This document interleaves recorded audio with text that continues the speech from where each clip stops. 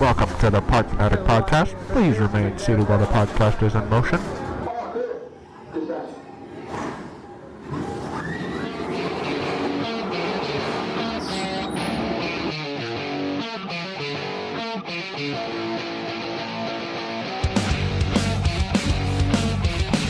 Yeah! Hello. You live.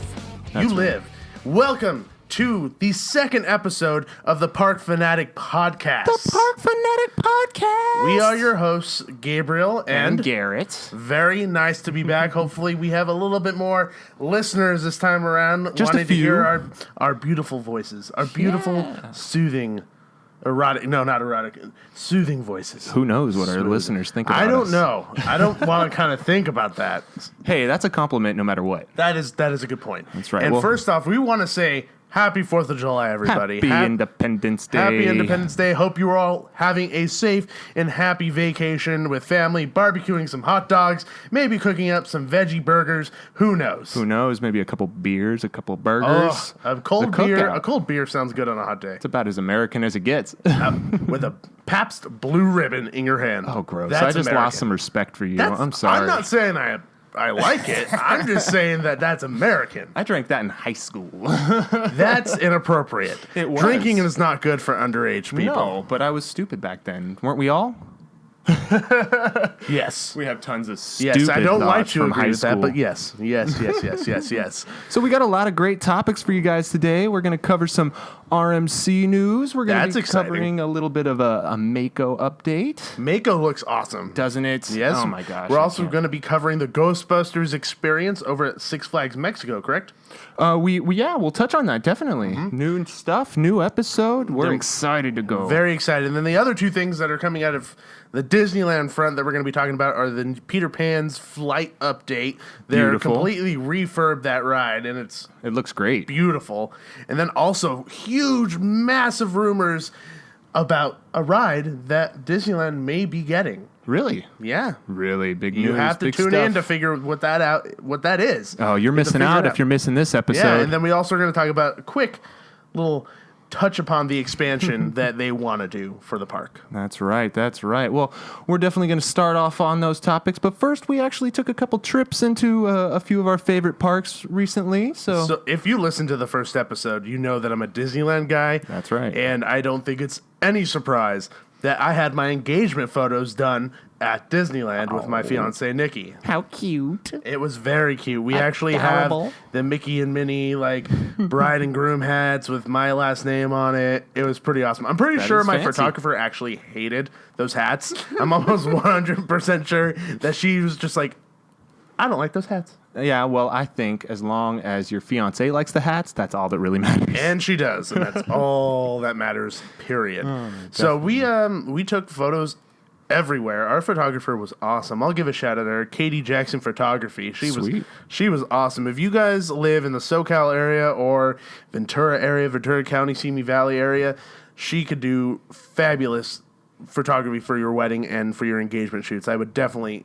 check her out. So did she just drag you around the park and take pictures in front of special things? Or Pretty much. I mean, Yeah. we had a list of things that we wanted to include in our photography, like Snow White's Grotto. We wanted course. to be on the Mark Twain in front of the castle. on the ship for Mark Twain? Yeah, I of know. course. It's actually cool. She actually went above us, and then we went above her, and just different Oh. angles. That's a good She was idea for really a photo smart. shoot. No, it was awesome because then you get the Indian village or the you get the cabin in the background. You get the Yeah. Disney ducks. Oh, of course. And there was little itty bitty ducklings swimming around. It's amazing. How cute. So I mean, we did those. We had a list of the things we wanted to do, and she kind of stopped us every now and again if she saw something that really would look really nice in a photo. Lighting was right, things like that. Yeah. She was very spontaneous, which was awesome. She even took a picture of me playing the pinball machine. Oh, In the Indiana Jones store, which is my favorite pinball machine ever, but it's always freaking broken. yeah. Well, I don't know too many people that know how to fix a pinball machine nowadays. It's I pretty bet Disney difficult. has the same problem. Probably, and it's also because idiot people come and try to shove a nickel in it. Oh, of course. There's always someone that's got to ruin the fun for everyone. Shove gum in the coin slot. I met somebody who works at Disney, and I told them, if you find out the next time that breaks and they don't want it, I will hug it and love it forever and repair it and, and shine repair it up and shine it fix up and it keep it nice in my apartment. I will take it. And never let a teenager touch it ever again. Exactly. And That's it would what I stay would do. perfect. Actually, when I was there, when it was broken, I actually went in to give it a hug. Like, I leaned down to give it a hug, and then the monkey sound effect went, and so I was like, okay.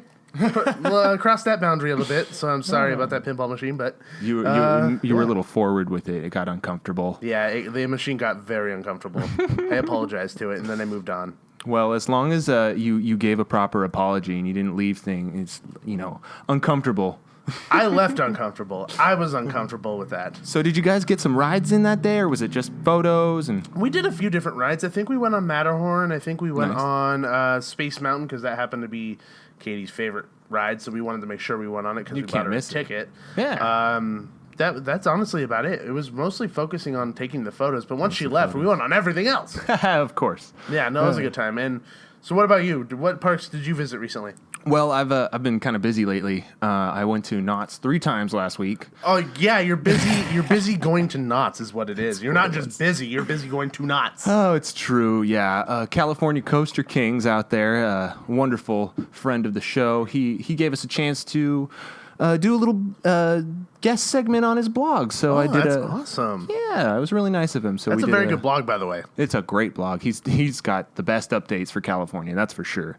So we were lucky enough to do the Knott's update for them, and I went 3 days in a row to get lots of coverage. You have a pass, right? I do have a pass. Thank goodness, because that's a lot of money. It is a lot of money. No, I wouldn't be able to do that if I didn't have the pass. But it was great. I mean, they had that new Vertical Impact show, which is just I saw fun. You posted a lot of the videos of like that on Vine. We have a Vine account, by the way. Yeah, the Park Fanatics on Vine. So Vine, that's Garrett right. was posting a lot of those videos, and I was actually very impressed with the 6 seconds that I saw. Yeah, we also I had broadcasted a couple of Periscope broadcasts with the Vertical Impact crews. They're great. They're just on top of it. They look like they're having fun while they're doing it too. Oh yeah, who doesn't have fun on a trampoline? I mean, I'm just scared of breaking my leg or like my arm or collarbone. It looks like it could easily happen. That's why I'm going to leave it up to those guys and just enjoy from the crowd. No, they're really cool. It was really cool, and they come and meet you after the show. They come down into the crowd, and you can get pictures with them and stuff. It's a good show. And then at night, they also have the geared up version of Vertical Impact. What the heck does that mean? It means like techno music and lights and so flashing. That's right. Yeah, and then everyone's going crazy. There's fog and special effects and lights and people going crazy. That sounds intense. It was intense. It was like a rave at Knott's Berry Farm. That's crazy. So it's like the Mad Tea Party, but with X bikes and all this crazy crap. Yeah, if there was a DJ controlling the tea party, maybe. No, I'm down. I'm down to check that out. I might have to stay a little bit later to check it out next time when I'm there. I'm always pretty much wiped out because of the coasters whenever I go there because I'm just going coaster after coaster after coaster, ride after ride. Yeah, they have good rides there, right? It's so much fun, especially because they have the new 4D ride there. Woo, Voyage. I always make sure I get a chance on Voyage. The line is always out the door, so I just kind of skip about it a lot. 2.5 hours, and they finally got the air conditioning fixed over in that. Oh, good, because that room was starting to stink. It gets stinky and hot and moisture in the air. It feels like Florida on a regular day. Yeah, well, that's very true. Have you noticed that recently we've been getting that Florida weather out here? Yeah, it was raining during the day, bright and shiny, just started raining. Yeah. I was over at Six Flags that day, actually. I know it's set up. Did it start raining over there? It did rain a little bit at Six Flags. It was like a hot rain. It was, and there was like barely any clouds, but it was perfect because it scared off a lot of the people. It was a nice empty park. We're not used to that here in California. No. That's like an everyday occurrence over in Florida. Yeah. They're used to those like random thunderstorms, like just randomly come down and then boom, then it's gone. We're used to either like one type Desert. of weather, Nothingness, constant through the day. Like either it's raining and then it stops, but it's still cold and then it rains again. Hot all the time, humid all the time. Not hot, beautiful, nice rain. Yeah, that was why it was great because it caught everyone off guard and it scared off all the people that don't know what to do in the rain, which is most Californians, which is great. So we went to Six Flags and we didn't have to wait at any lines. It was like a walk on for almost everything. Even Full Throttle was just a walk on, which is unheard of. That's awesome. Yeah. It really was. That's really cool. I know that I saw your Vine on that. You proclaimed. Oh goodness! Because you sounded scared. No, that wasn't me. That was actually my significant other that was with me at the time. Yeah. No, he was freaking out. He couldn't handle it. Oh, what a big baby. I know. He always is. Every time I drag him on a ride, he gets mad at me. But then as soon as we get off the ride, he's like, oh my God, thank you so much. It's the greatest thing ever. You know? No, yeah, so. that happens to everybody whenever they go on a roller coaster, unless you're like severely scared of roller coasters. Yeah. Like everybody goes on it, and then afterwards they're like, oh, thank goodness I went on that. That happens to me every freaking time I go on Accelerator. Oh, yeah. That ride makes me nervous. It makes me nervous, too. Very nervous. That's one of the few rides that I'm afraid to get on. See, when I was at Knott's last time, my fiance wanted to go on that, and I love it. That's fine. I'll go on it. I have a great time when I'm on it and after it's done. But right before, I'm like, maybe not. Maybe not. That launch is something else. She waited in the line to go on the front, too, for goodness sake. So I have to sit there a lot longer just torturing myself, watching these people scream and shout and yell, making me more nervous. But as soon as I got into the seat, I was completely fine. And I had, like, this war face on my, look on my face. Yeah. Like, hopefully we'll be able to, like, post this picture on our Facebook page so that you guys can see. Did you buy it? Did you buy the picture? We bought it. We bought it. We bought the picture. So we'll post the picture on our Facebook of my face. It's just this war face. So, like, right when the light turned green, I'm going to back up from the mic because this is what I did. When the light turned green, I went, yeah!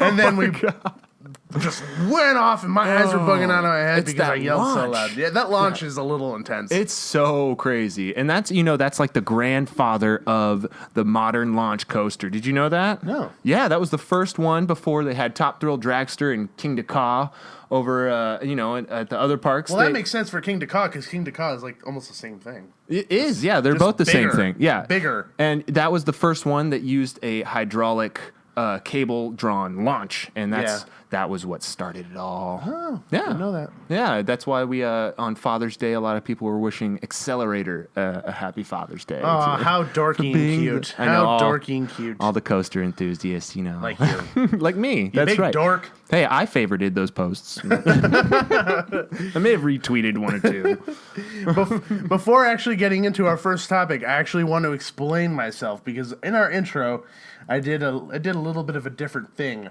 I did, yeah, you live. And I don't know how many people in our audience will actually know what that is. It's because we're from California and we listen to a lot of talk shows out here. Yeah, and one of my heroes, one of the guys I really like to listen to, his name's Mike Catherwood. Psycho Mike Catherwood from K-Rock, and he does Loveline. Everyone knows Loveline. I mean, that's Loveline, across the country. And if you don't know what Loveline is, it's a show that starts from 10 p.m. to 12 a.m. So it's a nighttime talk show that's all about relationships, sex, things like that. So, and he happens to be one of the hosts with. That's just creepy. He happens to be one of the hosts with Dr. Drew Pinsky, who has been very famous because of different shows like Celebrity Rehab, things like that. But he got his start on K-Rock, didn't he? Yeah, he did. Yeah. He was like their go-to doctor guy. Yeah, totally. But, who doesn't love Dr. Drew? He's very nice, but like sometimes Dr. Drew will take no crap from anybody, and you could tell when he's in one of those moods, especially when he's out of town. Like he's just like, nope, you're faking it. Bye, hang up. Bull crap. That is bull crap. I respect it though, because he has to deal with all those colors all night long, and I'm sure a lot of them are fake. But you know, so Mike does the scream and the "You Live." And so I just wanted to do a little homage to that because I like him so much. So inspiration comes from all places, right? Exactly. That's right. That's right. First topic of the episode. Woo! We're gonna deal with some Mako.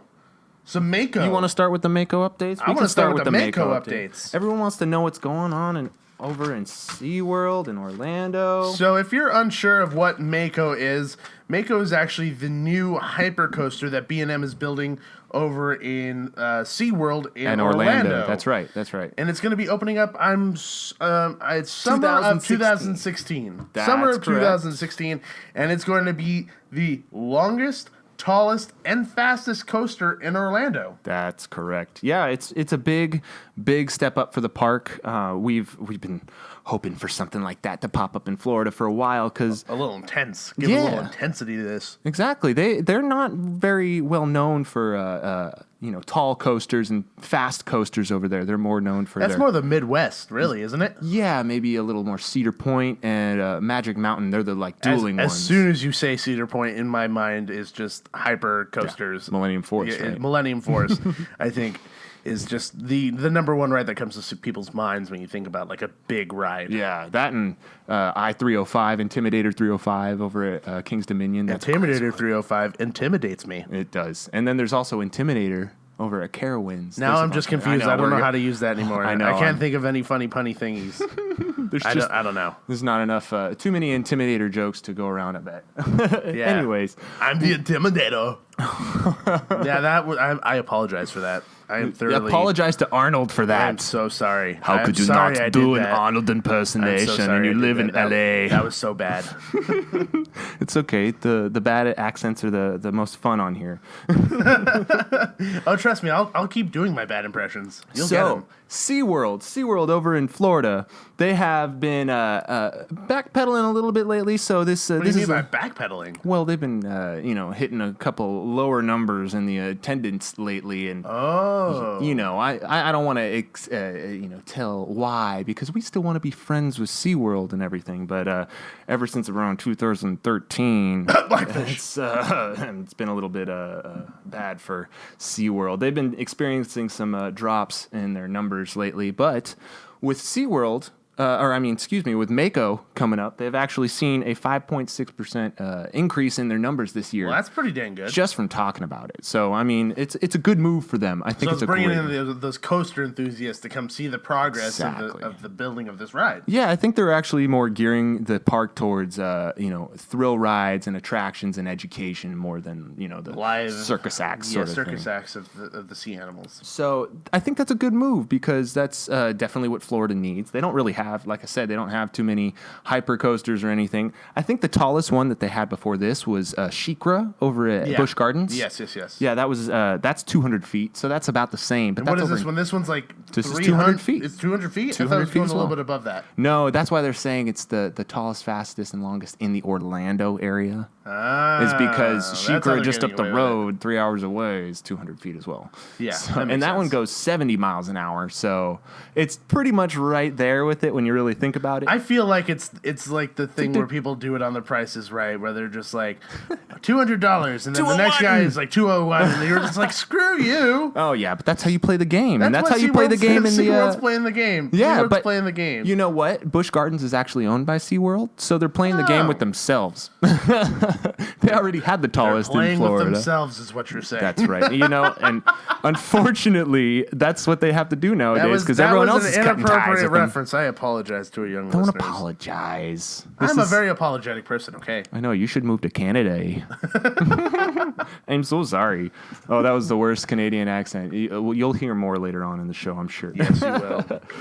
But yeah, it's a great coaster. It really looks good. I mean, it's going to be 200 feet. It's going to go 73 miles an hour. And yes, like you said, they are going for the tallest, fastest, and longest in all of Orlando. And it really is looking like it's going to be that. It's It has a great layout. It circles the pond that follows the outside skirts of SeaWorld. You can see here.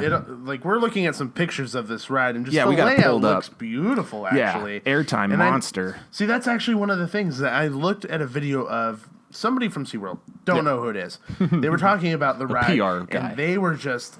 airtime after airtime after airtime after airtime. You could tell he was a coaster enthusiast. You could tell he liked it because he kept talking about airtime. Yeah, and you could just loved see the fact all these that there was so hills. much airtime. There's so many hills. There's gonna be so much free floating airtime. That's great. And then they have the first turnaround, which they're calling the Hammerhead. Yeah, it's a great looking overbank turn. I'm really excited. They're tying it back in with the SeaWorld thing. Hammerhead turn. That's right. Which is really just an angled like bank turn. Really, to be honest, but they could call it a hammerhead all they want. That's right. They can call it whatever they want. They did that over with the JoJo roll on Hydra. They put that little inline roll right before the chain lift hill, and that was actually one of the people. A barrel roll. Yeah, exactly. That's what it's called. But this one, because it's before, is called the JoJo roll. And someone over at King's.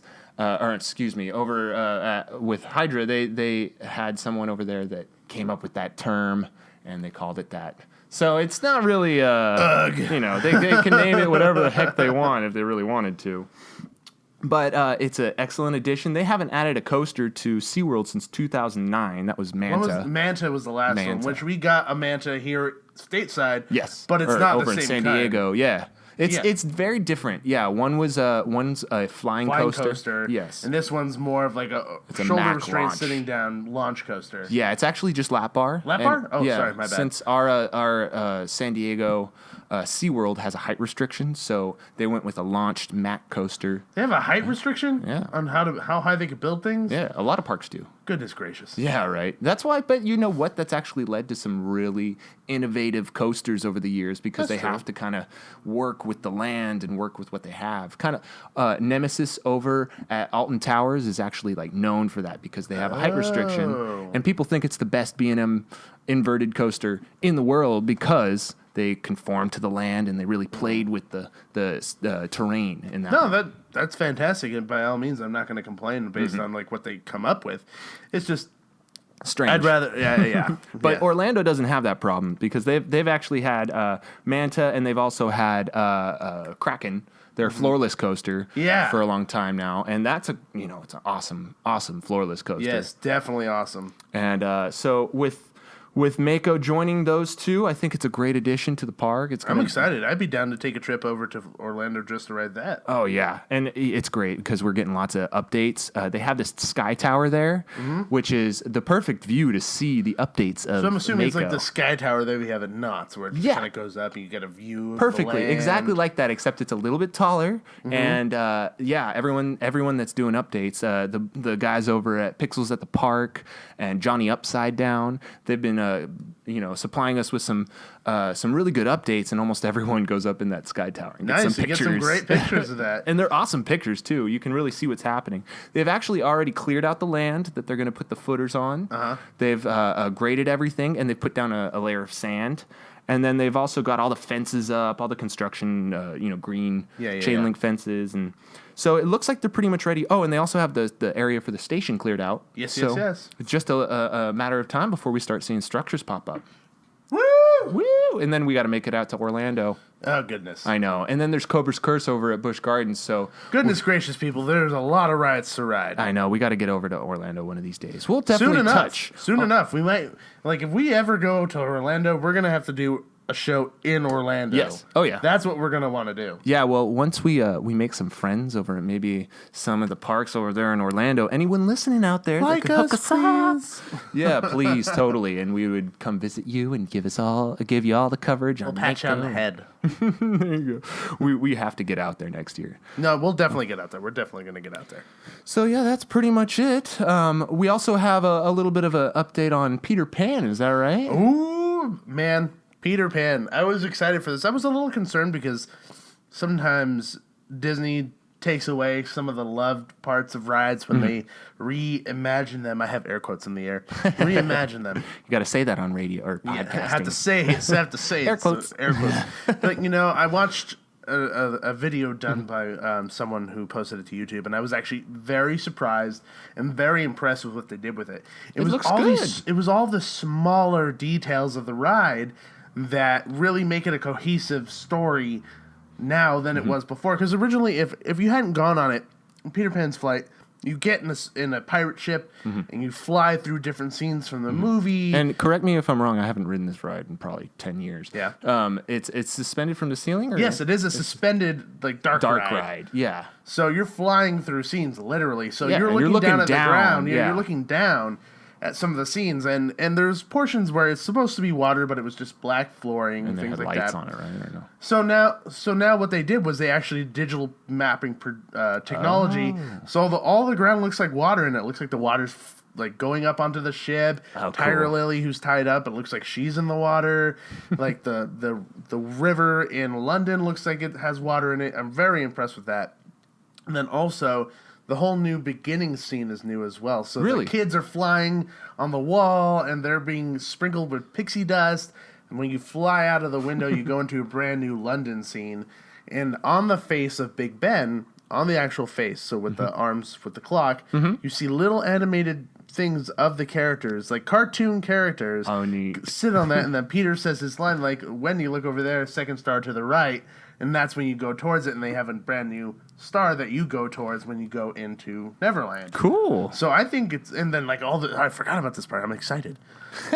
All the little cars are going back and forth in the street, so it looks like the city's alive. That was really cool. It looks that like really things are moving. Was that the London city scene on the floor? Yeah. Was that there before? No. It was there before, but nothing ever really happened. It just was like a picture on the ground. It was static. Yeah. Yeah. So all that's brand new. It makes it like the hustle and bustle. The video looks real. It looks like someone's awesome flying over in the London. video, so I can't wait to actually get up there and go on it. Exactly. So after that, you leave and then you go back into Neverland. You fly over Neverland. Once again, water projection everywhere to make it look like water's everywhere. Lava flowing out, things like that. And then when you finish into the ride, there's updated figures, movement from the figures, right? From the figures, because they were static, right? Some of them were static, not all of them. So like Hook was like about to be eaten by the crocodile, and he moved a little bit, but now like the heads kind of move, things like that. Yeah, and they used the projection mapping on that too, right? Did they? I thought they did. No, not that I know of. Not that I know of. I know they've been that really heavy with that lately. It's been real. Disneyland's been very heavy on the projection mapping, like. Over in Indiana Jones with the new doors to fix the broken door effect, which should be fixed in the first place.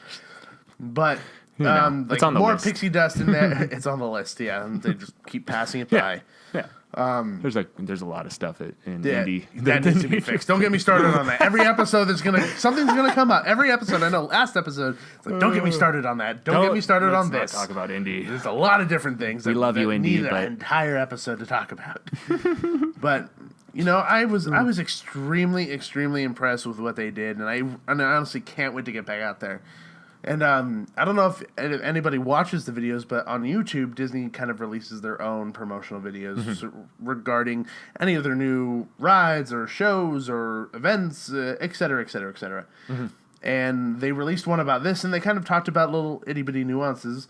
But one of the cool facts that I actually found out was that there are two things in the ride that are from the original attraction before it got redone in the 80s. Oh, cool. So Nana, the dog in the very first scene, is still the original dog from the original ride. Nice. And there's a little statue in there in the London scene that's still from the original one. So those are two little itty-bitty things you got to pay homage. You pay a little homage because they redid everything. Yeah, and the original ride can't be lost. It has to be improved. Exactly, and I think that's what they did, and I think they succeeded in this. It looks by like they upping really did. the original, but still keeping the essence of the original and all the things that people love, because that's the ride that has an hour-long wait. It's the only hour-long wait in Fantasyland on a normal day. On a normal day. Well, nowadays, Disneyland seems so popular, especially with the 60th anniversary. 60th anniversary, all the updates, all these things that they're doing. Flooding into the park, it seems like there's a 30 or 45-minute wait for everything, even to get into the candy store, to get yourself a churro. Exactly. You know who else is getting really popular right now? Six Flags is actually getting really popular. Really? Especially the one in Mexico, because they're opening up that Ghostbusters experience. That's right. Down in Mexico City, it looks really, really good. It's we actually have been following that through Season Pass and through Coaster Radio. They're actually we have both been playing a role in that, which is pretty cool. Very cool. Yeah, they had a little voice worked in the Ghostbusters attraction from Coaster Radio, and then that's pretty cool. Yeah, and then they had some music done by one of the guys over at Season Pass. That's awesome. Yeah. I'm so jealous. Yeah, it's you guys rock.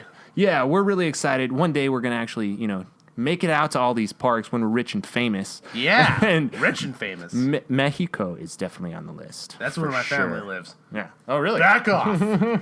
Oh, I want to go down there so bad with Medusa down in. Oh yeah. Oh gosh, we got a lot of updates on RMC as well later. Oh, you guys hear that? RMC is going to be something big. That's my freaking phone. That's how big of a Disney dork I am. I have the Haunted Mansion laugh on my phone. That's how awesome it is. They're just saying. But sorry about that. But this Ghostbusters experience, it's going to be great. It's a laser tag experience. Yeah, it's the world's first interactive Ghostbusters attraction. That's right. Ever. That's right. And the only reason why they even got to do this was because they had success in two other attractions, which was the Van Helsing experience live after that terrible movie came out with with was Hugh Jackman. Yeah. Stay doing Wolverine, honestly. And then they also had another one, which was Terminator X: A Laser Battle for Salvation. That's which right. was another terrible movie. But obviously, two successful interactive attractions. Yeah, it's great. The Terminator Salvation. It seems like a really different type of ride or a different type of attraction. I want to call it a ride, even though it's an attraction. It's an attraction, a laser experience, if you would. So with the success of those two, they went on and they actually did this Ghostbusters one, and it's supposed to be just phenomenal. Yeah, they've. I haven't been able to see any video of anything, but I've just only opened, seen didn't it? stills. Yeah, I think it just opened. I've seen some stills of it, and I'm actually really impressed and very excited about it because I know that they have a picture of the Stay Puft Marshmallow Man peeking in the window. Just all that stuff. You get to wear your own little laser vest that almost feels like a proton pack. Yeah, they have a lot of little Easter eggs from the series in there. Exactly. And I think it's even going to get a lot more hype since now that they're even filming a new Ghostbusters for a whole new generation. That had to be part of the whole thing. I guarantee you it was. Yeah. There's never rides based on movies without it having something to tie into it. And it's about time that they did a Ghostbusters attraction because they didn't really have one before, did they? There was never a Ghostbusters attraction, but there was a show. There was a show at Universal. That's right. Which was very cool. I was very young when I saw it, but I was very impressed. But there was supposed to be a Ghostbusters ride. Really? Yeah. Where? There was supposed to be a Ghostbusters ride. I cannot tell you where it was. I don't remember, not because of being held to secrecy, but because I can't remember. Yeah, we're not the industry standard over here. We don't know anyone yet. Essentially what it was like Buzz Lightyear's Astro Blasters over at Disneyland. It was like that, but you have a laser gun and you're going through this haunted apartment shooting ghosts. See, that seems like a cool sort of dark ride. It's a cool sort of interactive ride, but it seems like they took that sort of idea and built upon it with what they have now, because now it's not just a shoot 'em up ride. It's you're interacting with each other, and you're also interacting with actors. You are a Ghostbuster. You are a Ghostbuster, and you're fighting ghosts, and they're having a supernatural experience that happens, and you all of a sudden become this volunteer Ghostbusters. And of course, because you have to fight each other as well, it's a competition to see who can defeat the most ghosts. And see, if somebody gets shot and then I'm in there, all I'm going to look at them and all I'm going to say is, when someone asks you if you're a god, you say yes.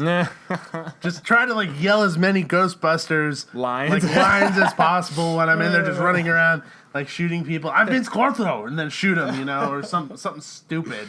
Oh my gosh! And then they had a whole new set of music that's also plays homage to the old movies. They do have a link on YouTube that's just the track of their original music that you could use. So you can look for that on YouTube. Listen to it. It's awesome. I listened to it before we recorded. It's really cool. Yeah. I'm a big fan of movie music, so anything similar to that, I'd be down to listen to. And I think that was Nick over at Season Pass that came up with that music. He actually did a whole episode on that. Yeah, very cool, very cool. Yeah, so we were excited to see how that goes, and once it opens and the crowd actually gets their hands on it, we'll see what some the real reviews are. I want to hear some reviews on it based on different people's experiences, because I know a lot of the time with live experiences, interactive things, every person's experience can be different. Every person's level of enjoyment can be different based on what changed, which is great. That's the best part about it, is that you can go do it again. It's fluxing, and you have a different experience. You might have this different person, different sense of humor, different tempo. It could be different every time. You run up this one place, you find this thing, you shoot at that one person. A laser tag can never be the same no matter what, but add in actors and practical sets and everything. It's got to be the best laser tag in there. I'm pumped. I can't wait for that. I honestly can't wait. I also can't wait to hear the news you have for us, Garrett. Oh, yes. We got some good news. What's the news? Well, as you guys may have heard, a job listing. Oh, the thing you mentioned last time that you couldn't find. Oh, that's right. Yeah, calling me out on that, I see. Yes, I didn't know all the facts at that point, but now we got all of the rumors tagged down, squared out. Yes, and again, a lot of these are rumors. Nothing's really confirmed yet. So that's what you guys all have to understand. That is that everything I'm about to say is just rumors. But they're you pretty can connect confirmed. the dots. Yeah, you can connect the dots. I mean, as long as this isn't some prank or, a joke that someone's playing, you can pretty much map out exactly what's going to happen. The plans that this is going to happen. So we're not keeping you in the dark. We're talking about RMC rumors. That's right. So RMC posted this job title or a job listing on Simply Hired, and it ended up on a couple of the other job sites. But they're looking for 2 full-time survey positions, and it's with immediate placement in Pigeon Forge, Tennessee. Pigeon Forge, that's an interesting name. So now that's the home of Dollywood. Oh, that's also an interesting name. Yeah, so Dollywood. Dolly Parton. Yeah, Dolly Parton's theme park. She has a whole amusement park. Mm-hmm. It's great. So they over there have been talking about rumors of a new ride in 2016. Ooh, what kind? They haven't really released anything. So secretive, these people. I know, right? So back in what was it? This year, 2014. At the end of it, they said that they were gonna put in another major attraction in the price tag of Wild Eagle. So Wild millions, Eagle, millions and millions of dollars. Wild Eagle was not just millions; that was 20 million. Holy crap! So they're planning on spending $20 million. So they're probably going to build something pretty massive, pretty big. So and then when they released the press release, they had a video showing a hot rod taking off, and then leaving a license plate behind that said DW 2016. DW 2016. So all we know as is soon as you said license plate leaving behind, I just thought about Back to the Future, and I thought I was going to say out of time or something. Be like a Back to the Future ride? We're still on that again? That would be awesome to see a Back to the Future coaster. Imagine how crazy people would have flipped out. Oh yeah, I think that still would. If it said 88 miles, out of time or something. No, nothing faster than that. 88 miles per hour. Oh yeah, and you sometimes don't make it maybe. Sometimes you don't make it. Sometimes you get stuck in 1955 because plutonium's not as prevalent as it is in 1985. It's not available in every corner drugstore.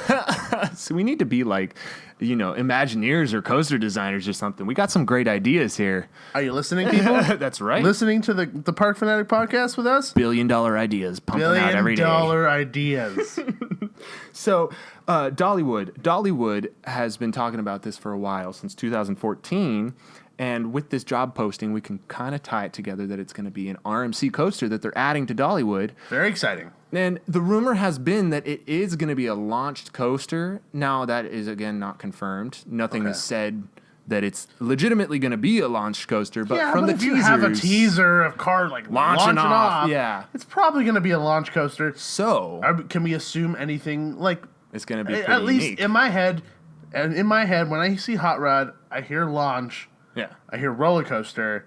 I'm thinking something similar to or along the lines of something like Accelerator, where it's a hot rod, it's a launch. Exactly. Maybe not necessarily the same thing as in straight up, straight down hump.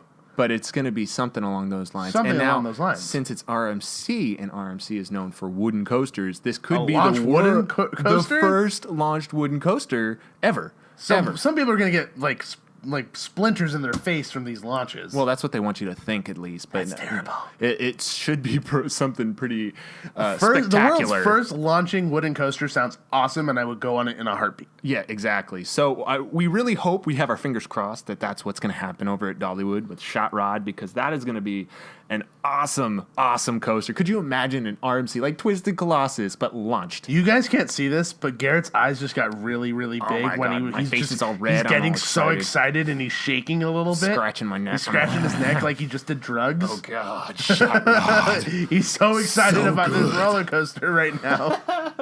You would be too if you knew what it meant. I know what it means. Don't call me out. Go get your information again. Oh yeah, this is something to keep looking forward to for sure. Oh my god, I'm so excited! I'm very, very excited. So many trips that we have to make. Yeah, exactly. I know we gotta travel the country just covering all this. We have to make a list. So of course, with Pigeon Forge out of the way, on the list of on that job listing, they also have Kentucky and California listed as their other two. Kentucky and California. California, that's right. So. The two contenders in California have been Roar up at Six Flags Discovery Kingdom. Yes. And Ghost Rider at Knott's. Yeah, that thing, like, if any of them, I really hope that one is true. Because it needs it. It's a bit rough. The last time I went on it, man, I swear to God, I thought my brain got shaken out of its skull. Yeah, I think I lost a filling or two. I love that part of it. Yeah, but it's rough. You know, they just did their spring rehab on it, and it doesn't seem like it really did much. Well, you said that the silver car is a bit smoother. Teensy bit. But that really doesn't say much for this. If you haven't gone on this ride, look at videos. You could tell in the videos that this coaster is just like just shaking you up. It's almost too much. It's a little bit painful.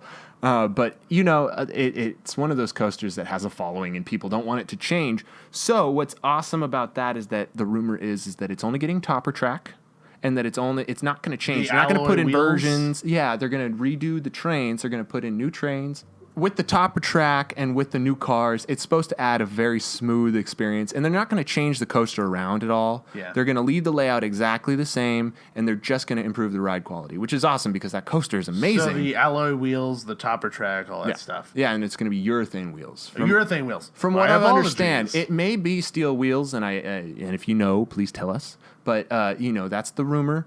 And also with Roar and Ghost Rider both being in the lineup, neither of them are expected to be missed by RMC. Yeah. They're actually, the rumor has been that 2016 they'll be doing Roar. They'll be doing the Iron Box treatment, which they did on Twisted Colossus. Yeah. And then in 2017, they should be doing the Ghost Rider rehab with the topper track. Man, we have to wait that long for a refurb? Yeah, it for needs a Ghost it now. Rider. I know, but Roar up at Six Flags Discovery Kingdom kind of needs it sooner. Really? It's that bad? You know, it's not rough.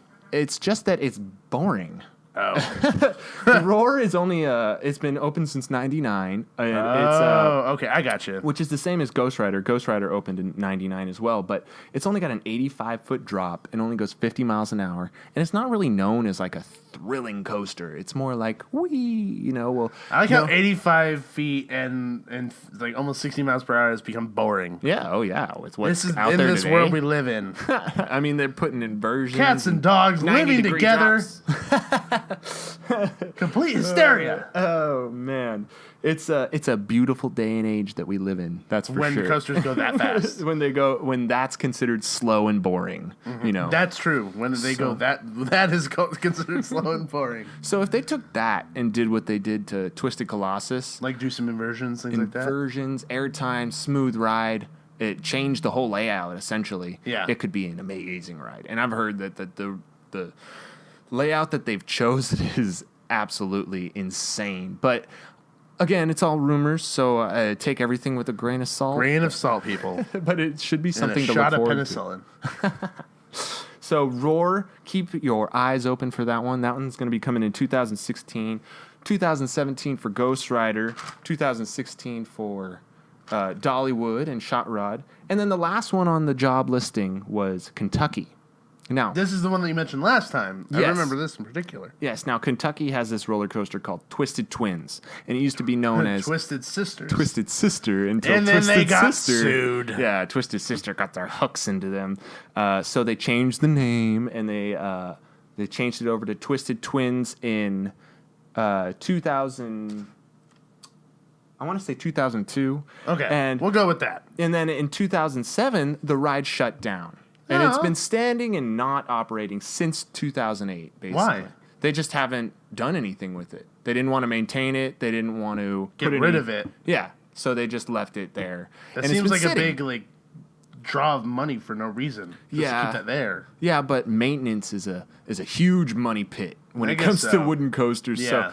So they just kind of let it go, I guess, which seems a little strange because if I was going to do a iron box treatment to a coaster, I would think that it would need to be like a solid coaster that's been there for a while. But not with not this one one. That's sat there for who knows how long. Years and years. With no wood replaced or no track redone. So that one, it seems a little iffy. I'm not too sure exactly what's going to happen with that, but a lot of people think that that's going to be the next one. It's going to be the one in Kentucky to be transferred over, and maybe we'll see some I don't know what they'd call metal twisted twins. Metal twisted twins. I think they would definitely get sued again if that were the case. Twisted metal and twisted metal sister. And twisted sister. Twisted metal, twisted sisters, twisted metal sisters. Ooh. I like these names, though. Twisted Metal Sisters. Sisters. They can get away with that one. That's a good one. Bring it back to the original name. Add one more word in there, just like Vanilla Ice thought he could get away with the itty bitty ting. See? $billion ideas. $billion ideas, people. You want to hear another $1 billion idea? What's that? This is the main rumor. This is the topic that we were mentioning earlier today. That was a massive rumor, so take it with a grain of salt. We're not 100% sure, but I saw this on a blog from a reputable source, somebody who works very close to the company, and they're saying that Mystic Manor over from Tokyo Disney is coming to Disneyland. Oh, that would be so cool. That would be amazing. That would be awesome. And we're waiting for that, for more information based on this.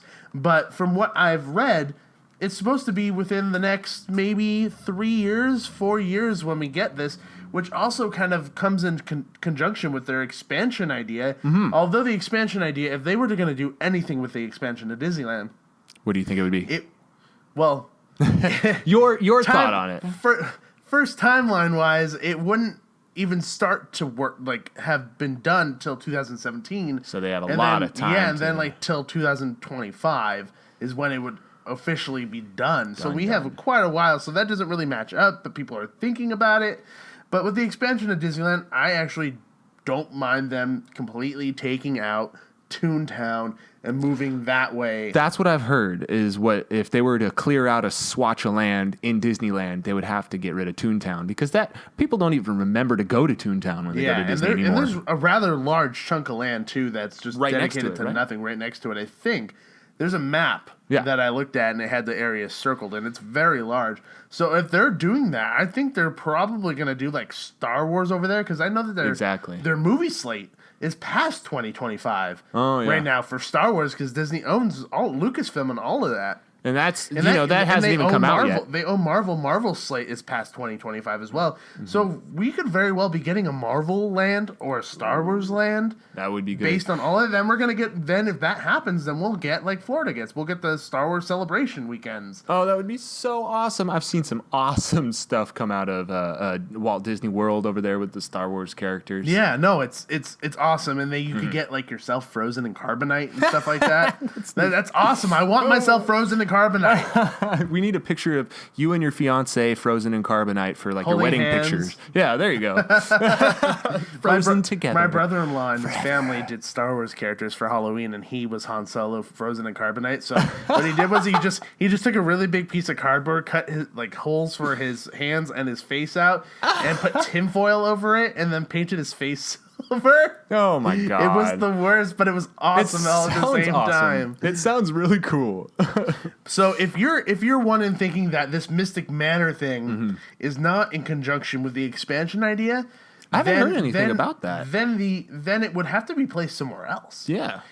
What I'm thinking is going to happen is if they're going to build Mystic Manor, they're probably going to need an entire area for it, because it's kind of doesn't really fit within Critter Country. Anywhere, it kind of sort of works with New Orleans. It doesn't work in Adventureland. It doesn't work in Tomorrowland. It doesn't work in Fantasyland. So maybe have Fantasyland. To work it something. I'm assuming, this is just assuming if this was true, they would start getting rid of Toontown as a process and build something within Toontown. Unfortunately, that probably means getting rid of Roger Rabbit, which I love. But that would be the worst part about that. Yeah, it's painful. But in the grand scheme of things, getting rid of that for Mystic Manor, which is technologically amazing. So if you've seen a on-ride video of that, go watch it. Seriously. Can you explain to us a little bit about what Mystic Manor actually is for those that don't know? So Mystic Manor is a ride over in Tokyo where essentially it's, just to give a really, really short, abbreviated version of it, it's about a music box that when you open it, its music brings everything to life. And you're in this ride where you see a monkey, this mischievous little monkey, open up this music box, and it starts making everything come to life. And so the whole ride is seeing these different inanimate objects come to life, and it interacting with the monkey, and him getting into little problems, and then him having to solve how to fix everything all together. And that climax, I'm not going to say it, but the climax... Just in case it shows up here, we can't be but spoiling also anything. You could go spoil it for yourself over yeah, just go on check YouTube. the internet. But the climax is just completely jaw-dropping. Awesome. It's amazing, and I can't even begin to understand how they did some of the stuff. It's ridiculous. Well, let's hope that we can plan to see that over here in America. Do you think that it would come to only Disneyland, or maybe even in the future to Disney World? I think Disney World's definitely going to get it. Because that has the space. Disney World gets everything. They have the space. They can do all that land. sort of thing. And the land. Yeah, the land. They have but everything. And you know what I just thought about? They could. Oh no, they're probably not going to do this. They're probably not going to do this because they just redid all of it. But Tom Sawyer's Island. Oh yeah, they could put it right on Tom Sawyer's Island. How awesome would that be? Level that shit and then put it right there. I don't know. That would be cool, but I know that's never, ever, ever, ever going to happen. No, everyone loves Tom Sawyer's Island. Yeah. I think we might even have a little bit of a topic to talk about next week that involves Tom Sawyer's Island. Is that right? Tom Sawyer's Island may be included on a list that we have. In our next episode, we have our top 10 list of most underrated attractions. That's right. We got a bunch of good ones, too. We've come up with an excellent top 10 list of the most underrated rides in America. And some of these are rides I've never heard of, and Garrett came to me and said, hey, check out this ride. I looked it up on YouTube, and I was like, holy crap, that's awesome. Why is this underrated? And, it's just older rides, things like that. People forget about them. That's right. And they're really actually quite fun rides. So we're actually really excited to share that list with you. So make sure you check out our third episode of the Park Fanatic Podcast, and make sure that you follow us on Twitter, on Instagram, and on Facebook so that you can catch that third episode. At Park Fanatics. That's right. At Park Fanatics on all social media. Yeah. At Park Fanatic on Twitter, on Instagram. You can find us at The Park Fanatics on Facebook. And once again, remember, we want your guys' input. Mm-hmm. If you guys have topics you want to hear us talk about, or things that you want us to do, if you want me to slap Garrett in the middle of the podcast, just go ahead and do it. You brought it up. You might as well just bring it up. Ow. Sorry. You told me to do it. I didn't really hit him. I clapped my hands. Why'd you ruin the magic? This is a show. They don't need to know about it. They can't see us right now. But if you guys actually have things you want us to talk about, let us know. Let us know on Facebook. Let us know on Twitter. Anything you want, let us know. We'll do it for you, and we'll shout you out in the middle of the show. We'd love to hear from you. We really would. And if you respond to us and tell us your favorite ride or your most underrated ride, what you think is, we'll share it on the show. Yeah, we'll put it on the list. We'll put it right on our Twitter and on our Facebook. We'll put it as number 11 on the list, because ours is top 10. This is our top 10, but we'll put yours at number 11 if you think of a ride that you think is underrated. So make sure that you bring that back and tell us what you think is the most underrated ride, and maybe it'll show up on the list. Yeah, thanks for listening, guys. I really do appreciate it. Thank you so much. We always love our listeners, so thanks for tuning in, and we'll make sure to check you guys next week. Yep. We have a couple people that we want to thank first before we go. Of course, we have a lot of inspiration from our blogger friends and our fellow podcasters out there. So we want to thank at Coaster Radio, of course. Coaster Radio is great. Park Journey as well. Yes, and we can't forget the guys over at California Coaster Kings. Sean especially, excellent guy. Thumbs up. We also want to thank the guys over at Pixels at the Park. Brent, Bill, and Jim, you guys are giving us excellent updates on Mako, and Johnny Upside Down as well. We'd love to hear what you guys have to say about Johnny Upside Down. the Florida scene. And then, of course, Coasters 101. They gave us a lot of info on the Dolly Parton, or excuse me, the RMC rumors. The Dolly Parton rumors. The Dolly Parton rumors. Yeah. Bigger boobs. And, of course, Screamscape is an excellent place that you can get. I love Screamscape. They always have a really good list of updates based on whatever's happening. It's like the very newest up to date. updates. Very up to date. We love that. That's been helping us out a lot, too. So thank you guys, especially thanks to you, the listener, because you're our number one. We're your biggest fans for you listening to us. So thank you again. Appreciate it. So I'm Garrett Simcox. You can follow me at the Coaster Roll on Twitter. And I'm Gabe Montoya. You can follow me at Laker793 on Twitter. Thanks for tuning in and listening, and we'll see you next week. And don't forget, don't just be a fan, Be a fanatic.